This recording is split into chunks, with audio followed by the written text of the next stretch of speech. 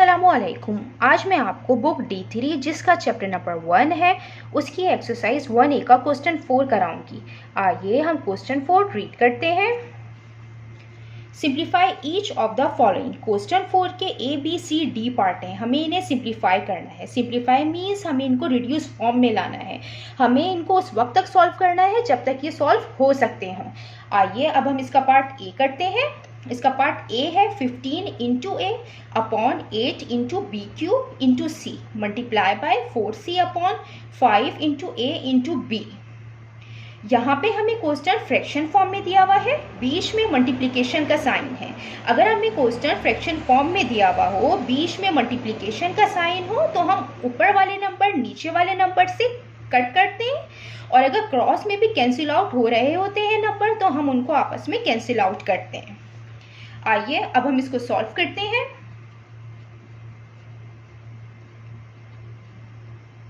इसको हम लिखेंगे यहाँ पे 15A upon 8B cube into C multiply by 4C upon 5 into A into B। अब हम यहाँ पे चेक करेंगे सबसे पहले नंबर्स के 15 8 से कट हो रहा है कि नहीं हो रहा। तो 15 और 8 ये आपस में कट नहीं होंगे और 4 और 5 भी आपस में कैंसिल आउट नहीं होते। अब हम इनको क्रॉस में चेक करेंगे तो क्रॉस में 5 और 15 आपस में कैंसिल आउट होते हैं। 5 1 जा 5, 5 3 जा 15, और ये 4 और 8 भी इसी तरीके से क्रॉस में ही कट होंगे। 4 1 जा 4, 4 2 जा 8। अब ऊपर 3 बचा और A आया upon 2B cube into C multiply bye यहाँ पे C बचा ऊपर, नीचे 5 कैंसिल हो गया, A और B बचा। अब इसमें A भी कैंसिल आउट हो रहे हैं और C भी क्रॉस में कैंसिल आउट हो रहे हैं। अब हम इन दोनों को कैंसिल आउट करेंगे और A को कैंसिल आउट करेंगे। अब ऊपर खाली 3 बचा है, नीचे 2B क्यूब इंटू B। इसको हमने एक साथ लिख दिया। यहाँ पे B क्यूब है और इंटू B है। इसका मतलब है कि B क्यूब इंटू B है, तो इसमें बेस क्या है? सेम है B।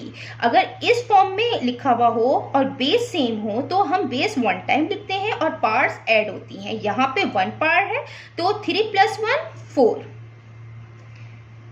यहाँ पे हम 3 अपॉन 2 लिखेंगे और यहाँ पे क्या है? बेस B है, 1 टाइम लिखेंगे, और यहाँ इसकी पार्ट 1 है तो 3 + 1 4। तो अब हमने इसमें पार्ट ऐड कर दी। इसमें कोई भी नंबर कैंसिल आउट नहीं हो रहा है, ये पूरी सिंप्लीफाई फॉर्म में आ गया है। ये इसका आंसर है। अब हम इसका पार्ट B करते हैं। ये इसका B पार्ट है 3 into C plus D upon C minus D multiply by 2C minus 2D upon 8C plus 8D। अब हम इसको सॉल्व करते हैं। 3 इंटू C प्लस D ये ऑलरेडी सॉल्व फॉर्म में है तो हम इसको इसी तरीके से लिखेंगे, C माइनस D। इसमें हम देखेंगे कि बीच में माइनस के साइन है और यहाँ पे हमें 2 टर्म्स दी हुई हैं। अगर बीच में माइनस और प्लस के साइन हो तो हम कॉमन लेते हैं। अब यहाँ पे कॉमन 2 है, दोनों में सेम, तो 2 हम बाहर निकाल लेंगे। जब 2 बाहर आएगा अंदर C बचेगा और यहाँ पे D बचेगा।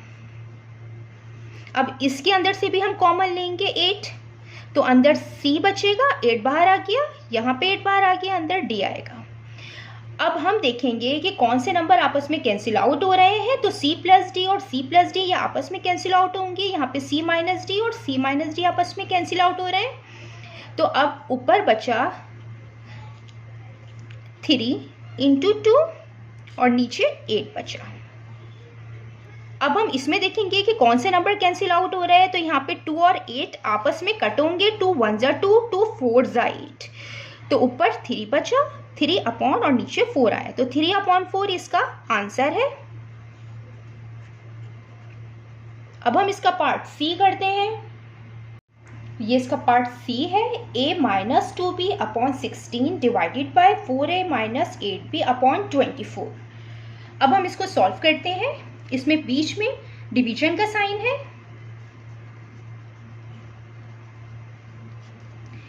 A minus 2B upon 16। अब ये जो डिवीजन का साइन होगा हम इसको मल्टीप्लिकेशन में चेंज करेंगे। जब हम इसको मल्टीप्लिकेशन में चेंज करते हैं तो जो हमें फ्रैक्शन की फॉर्म दी हुई होती है तो इसका हम रेसिप्रोकल लेते हैं। रेसिप्रोकल मीन्स जो डिनोमिनेटर है वो न्यूमरेटर बन जाता है और जो न्यूमरेटर होता है वो डिनोमिनेटर बन जाता है। लिहाजा जो नीचे की टर्म है वो हम ऊपर लिखेंगे और जो ऊपर की टर्म है वो नीचे आएगी। 4a minus 8b। a minus 2b, इसमें कोई भी चीज़ कॉमन नहीं है, ये हम ऐसे लिखेंगे अपॉन 16 इंटू 24। अब इसमें हम देखेंगे कि कौन सा नंबर कॉमन है। इसमें 4 कॉमन आएगा क्योंकि 4 के टेबल में 8 आता है, तो अब 4 कॉमन आ गया, अंदर a आया माइनस, अब 4 2 जा 8 और b आएगा। अब यहाँ पे a माइनस 2b और a माइनस 2b ये आपस में कैंसिल आउट हो रहे हैं और 16 और 24 ये भी क्रॉस में कट होंगे। 8 के टेबल में 16 भी आता है और 8 के टेबल में 24 भी आता है। 8 2 जा 16, 8 3 जा 24। अब ये कट हो गया है तो ऊपर खाली 3 बचा तो हम 3 लिखेंगे अपॉन नीचे 2 इंटू 4 आएगा, 2 इंटू 4, 3 अपॉन 2 4 जा 8।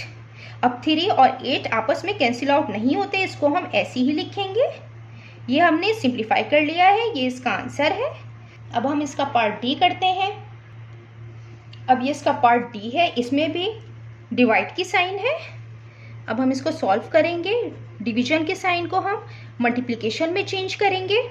8c³ upon 6 into c plus D. जब डिवीजन की साइन हम मल्टीप्लिकेशन में चेंज करते हैं तो जो फ्रैक्शन फॉर्म में टर्म होती है हम उसका रेसिप्रोकल लेते हैं। मींस नीचे वाली टर्म हम ऊपर लिखेंगे 3c प्लस 3d और ऊपर वाली टर्म हम नीचे लिखते हैं 2c²। अब हम देखेंगे कि इसमें से कोई नंबर कट हो रहे हैं। 8 और 6 और 2 और 8 ये आपस में कट हो रहे हैं, तो यहाँ पे 2 और 8 आपस में कट हो रहे हैं। 2 1 जा 2, 2 4 जा 8 और ऊपर लिखेंगे 4c³, नीचे लिखेंगे 6c प्लस डी इंटू। अब हम यहाँ पे देखेंगे कि यहाँ पे लिखा हुआ है 3c प्लस 3d। इसमें कौन से नंबर कॉमन हम निकालें। हम इसमें 3 कॉमन है, 3 नंबर दोनों में सेम है, हम 3 कॉमन निकालेंगे तो यहाँ पे c आएगा और प्लस d आएगा। 3 कॉमन आ गया, नीचे c² है, यहाँ पे 3 और यहाँ पे 6 आपस में कैंसिल आउट हो रहे हैं। 3 1 जा 3, 3 2 जा 6 और c प्लस डी ये भी आपस में कैंसिल आउट होते हैं, तो ऊपर आएगा 4c³, नीचे आएगा 2c²। ये c³ है तो c³ का मतलब होता है कि c 3 टाइम्स लिखा हुआ है और अगर c² है तो इसका मतलब है कि c 2 टाइम लिखा हुआ है। तो हम 3 टाइम में से 2 टाइम वाले c को कैंसिल करेंगे तो ऊपर एक c बचेगा और यहाँ पे 2 और 4 भी आपस में कैंसिल हो रहे हैं। 2 1 जा 2, 2 2 जा 4, तो ऊपर 2c बचा और नीचे के नंबर कैंसिल हो गए। 1 है तो 1 हम लिखते नहीं, 2c। ये हमारा आंसर है। जितना मैंने एक्सप्लेन किया है, अगर इसमें कोई भी क्वेरी है तो आप कमेंट्स में लिखकर मुझसे पूछ सकते हैं। अल्लाह हाफिज़।